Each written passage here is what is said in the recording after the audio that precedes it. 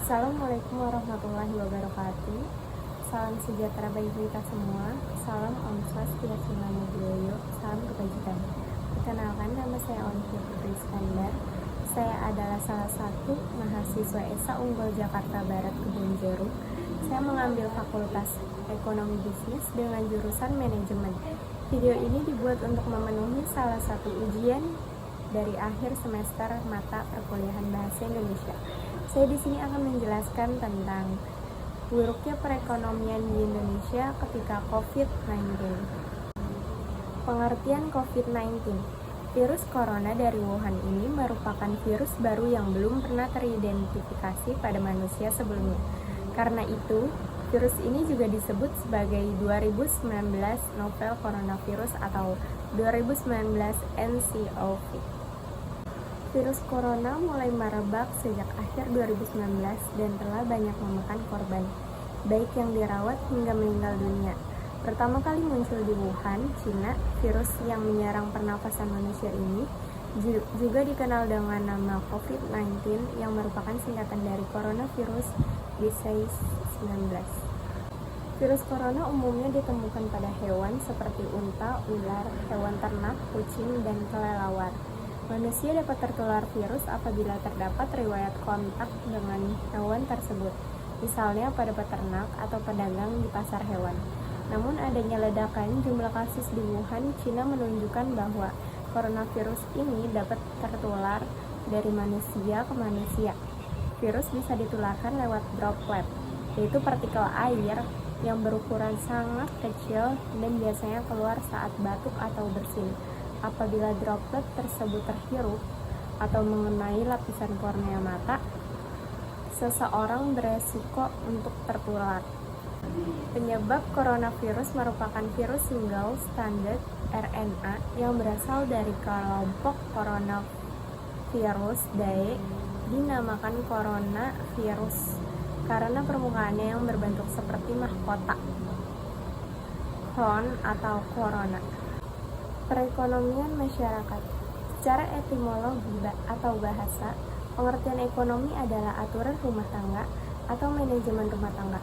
Sedangkan secara umum, pengertian ekonomi adalah salah satu ilmu sosial yang mempelajari aktivitas manusia yang berhubungan dengan produksi, distribusi, dan konsumsi terhadap barang dan jasa.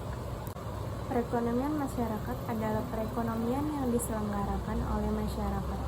Perekonomian yang diselenggarakan oleh masyarakat adalah perekonomian nasional yang berakar pada potensi dan kekuatan masyarakat secara luas untuk menjalankan roda perekonomian mereka sendiri. Guncangan secara tiba-tiba maksudnya masalah kejutan yang menimbulkan kerusakan finansial yang serius. Salah satu contohnya wabah virus COVID-19 yang mematikan ekonomi di seluruh dunia. Hutang yang berlebihan. Ketika individu atau bisnis memiliki terlalu banyak hutang, biaya untuk membayar hutang dapat meningkat ke titik di mana mereka tidak dapat membayar tagihan mereka. 1. Guncangan ekonomi secara tiba-tiba maksudnya masalah kejutan yang menimbulkan kerusakan finansial yang serius. Salah satu contohnya wabah virus COVID-19 yang mematikan ekonomi di seluruh dunia. 2. Hutang yang berlebihan.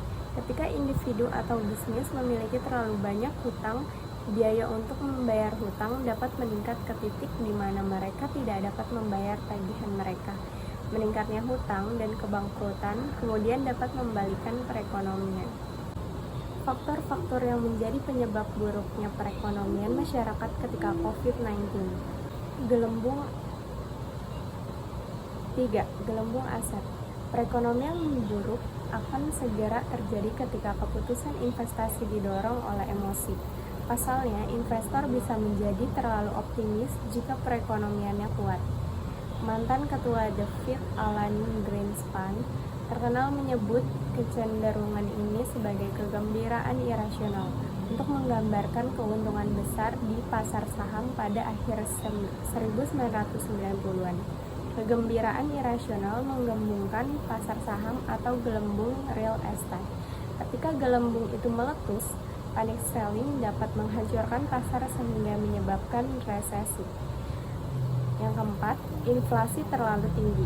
Inflasi adalah tren harga yang stabil dan naik dari waktu ke waktu.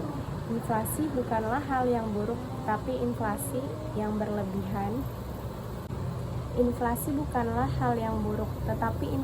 berlebihan bakal jadi fenomena yang berbahaya. 5. Deflasi berlebihan. Meskipun inflasi yang tak terkendali dapat menyebabkan resesi, deflasi bisa menjadi lebih buruk. Deflasi adalah saat harga turun dari waktu ke waktu yang menyebabkan upah menyusut, yang selanjutnya menekan harga. Perubahan teknologi ke-6. Perubahan teknologi pada abad ke-19. Ada gelombang peningkatan teknologi, hemat tenaga kerja, revolusi industri membuat seluruh profesi menjadi usang, memicu resesi dan masa-masa sulit. Saat ini beberapa ekonom khawatir bahwa artificial intelligence atau AI dan robot dapat menyebabkan resesi lantaran pekerja kehilangan mata pencarian. Dampak COVID-19 bagi perekonomian masyarakat di Indonesia. Karyawan dirumahkan atau di PHK. Sektor pelayanan udara kehilangan pendapatan yang berasal dari penerbangan Cina.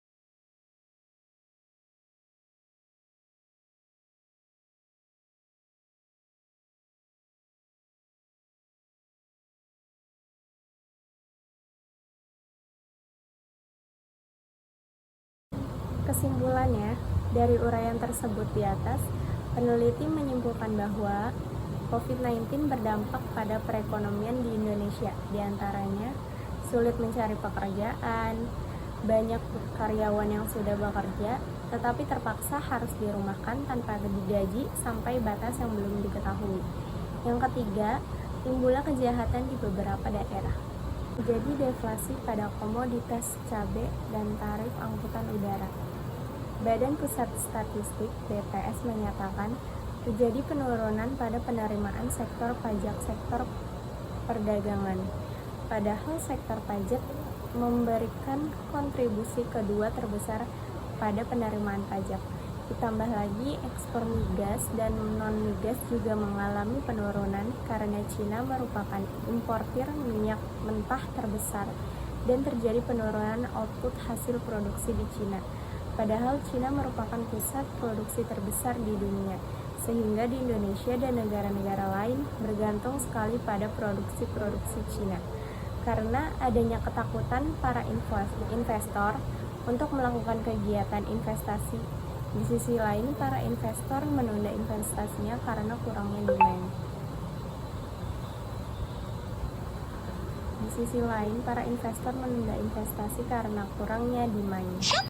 Di sisi lain, terjadi deflasi pada komoditas cabai dan tarif angkutan udara. Badan Pusat Statistik (BPS) menyatakan terjadi penurunan pada penerimaan sektor pajak sektor perdagangan. Padahal sektor pajak memberikan kontribusi kedua terbesar pada penerimaan pajak. Ditambah lagi ekspor migas dan non-migas juga mengalami penurunan karena Cina merupakan importir minyak mentah terbesar dan terjadi penurunan output hasil produksi di Cina. Padahal Cina merupakan pusat produksi terbesar di dunia, sehingga di Indonesia dan negara-negara lain bergantung sekali pada produksi Cina. Karena adanya ketakutan para investor untuk melakukan kegiatan investasi. Di sisi lain, para investor menunda investasinya karena kurangnya demand.